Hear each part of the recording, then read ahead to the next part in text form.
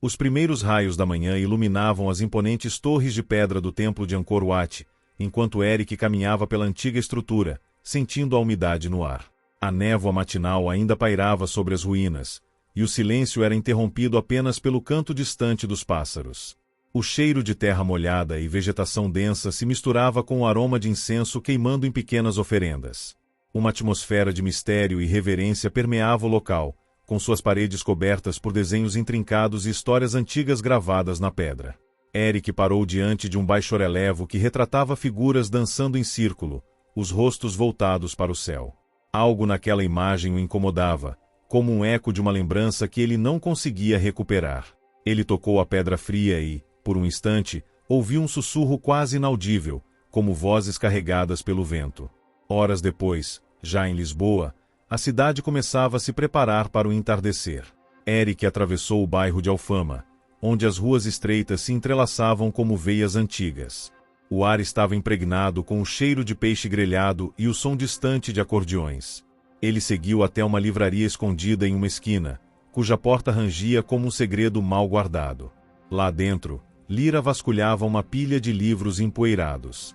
Seus dedos pararam sobre um relógio de bolso de metal enferrujado, o vidro rachado revelando ponteiros que ainda se moviam. O tic-tac era fraco, mas insistente. Ela o abriu e encontrou um papel amarelado com símbolos que não reconheceu.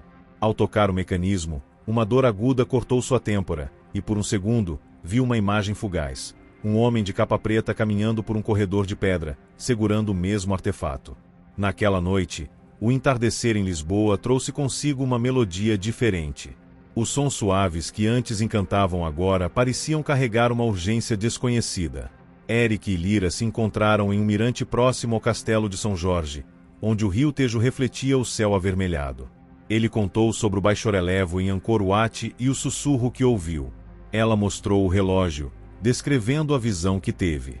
Enquanto falavam, um grupo de músicos de rua começou a tocar uma melodia antiga, e os sons se entrelaçaram com o vento, criando uma harmonia que parecia responder às suas palavras. Um homem mais velho, sentado em um banco próximo, murmurou algo sobre histórias que o tempo não apaga.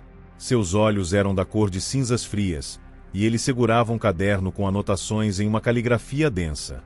No dia seguinte, Lyra voltou à biblioteca, determinada a decifrar os símbolos do relógio. Entre os livros, encontrou referências a um grupo de estudiosos do século XVIII que acreditavam no poder dos sons como portais para memórias coletivas. Um dos textos mencionava um dispositivo capaz de capturar fragmentos de histórias esquecidas. Enquanto lia, o tic-tac do relógio se intensificou, e as páginas do livro começaram a vibrar levemente. Ela percebeu que os símbolos no papel dentro do relógio correspondiam a notas musicais. Ao reproduzi-los em um piano desafinado no canto da sala, uma melodia estranha encheu o ar, e as sombras das estantes pareceram se mover em um ritmo diferente. Eric, por outro lado, visitou um arquivista que guardava documentos sobre fenômenos inexplicáveis em Lisboa. O homem, chamado Fernando, falou sobre registros de vozes ouvidas durante o entardecer, atribuídas a almas presas entre eras. Mostrou a Eric um mapa antigo da cidade, marcado com pontos onde as vozes eram mais fortes. Todos coincidiam com locais onde o rio Tejo formava remoinhos durante a maré baixa. Fernando mencionou um mito sobre um músico que desapareceu no século XIX, deixando para trás uma partitura incompleta.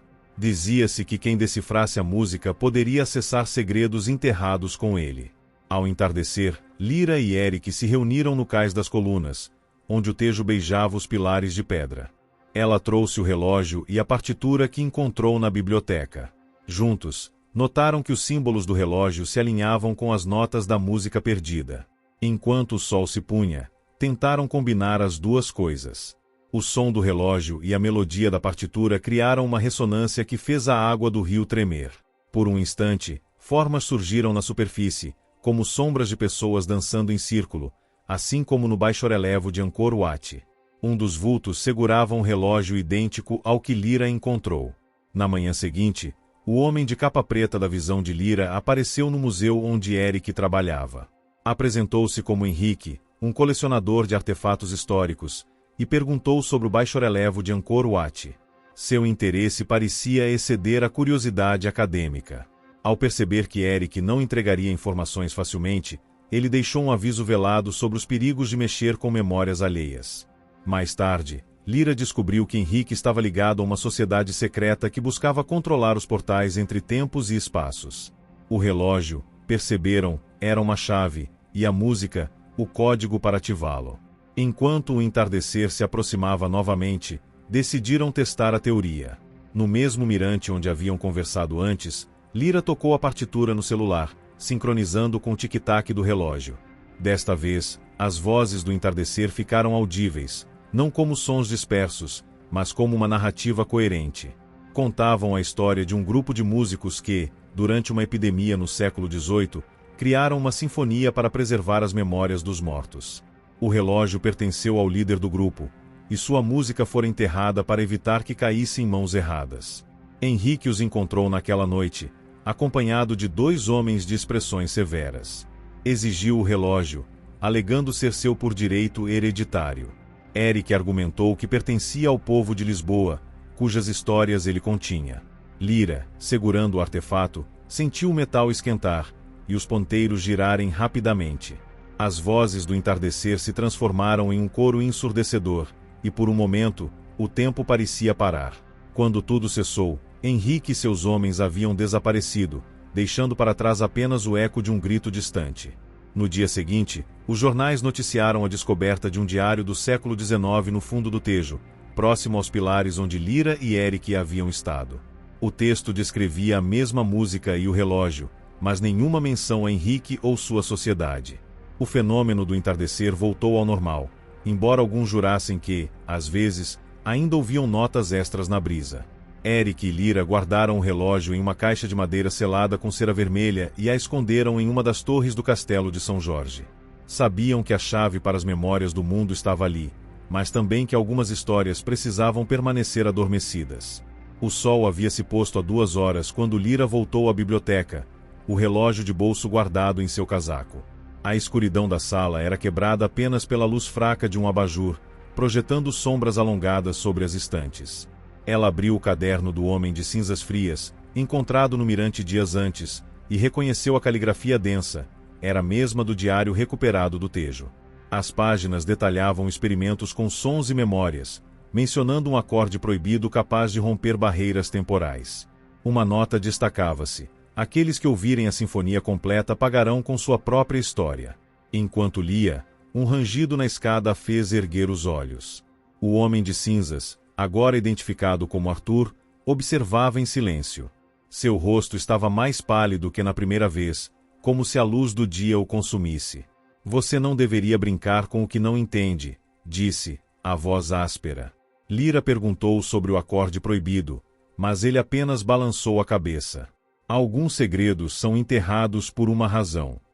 Henrique não desistirá, e o relógio, ele não pertence a esta era. Antes que ela respondesse, Arthur desapareceu entre as prateleiras, deixando para trás um rastro de folhas secas e o eco de um suspiro. No mesmo instante, Eric adentrava um arquivo subterrâneo sob o castelo de São Jorge.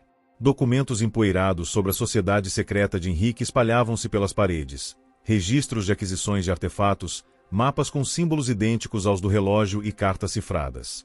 Uma delas, datada de 1832, mencionava um acidente durante uma cerimônia no Rio Tejo, onde 3 membros da sociedade se perderam no intervalo entre os sons. Ele encontrou um desenho do relógio, rotulado como chave de Cronos, com anotações sobre sua ligação a um evento astronômico raro, o alinhamento de Vênus e Júpiter sobre Lisboa, previsto para ocorrer em 3 dias. Na melodia seguinte, Lyra e Eric se encontraram na Sala dos Passos Perdidos, uma passagem subterrânea sob a Baixa Lisboeta. O local era famoso por seus ecos que distorciam vozes, tornando-as irreconhecíveis.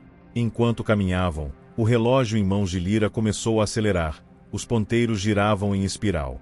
Os ecos ao redor transformaram-se em fragmentos de conversas antigas. Um homem discutindo sobre portais sonoros, uma mulher chorando por memórias roubadas, uma criança repetindo uma cantiga sem melodia.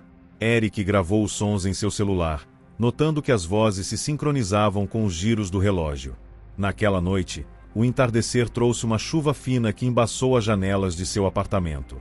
Enquanto Lyra tentava decifrar as cartas cifradas, Eric projetou os registros de voz no espectrograma do computador.